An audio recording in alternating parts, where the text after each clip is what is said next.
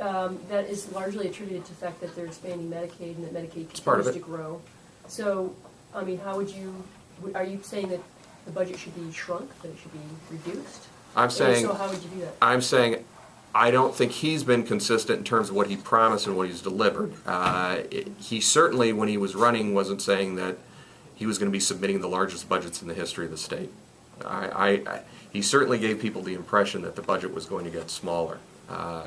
Now, what we've done in Cuyahoga County is we've taken a function by function and department by department, really data-based, performance-based approach in terms of how do you shrink the size of government, and it has worked. So, for instance, and we call the process county stat at the county level, and I would implement the same kind of system at the state level.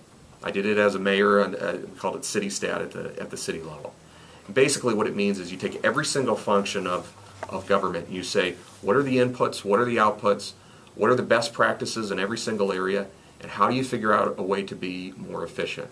Sometimes you find out you have to spend more in a certain area than you should.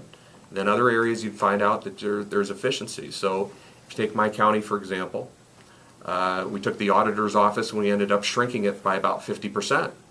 But when we looked at law enforcement, we said we actually don't have enough resources in law enforcement, and we actually hired more sheriff's deputies. We're one of the few, maybe the only county in the state where we significantly increased the number of sheriff's deputies that we have out on the street. So it allows you to make rational decisions. And you can't exactly predict with absolute precision where those cuts are going to be made, but there are efficiencies. That's the way to efficiently run an organization.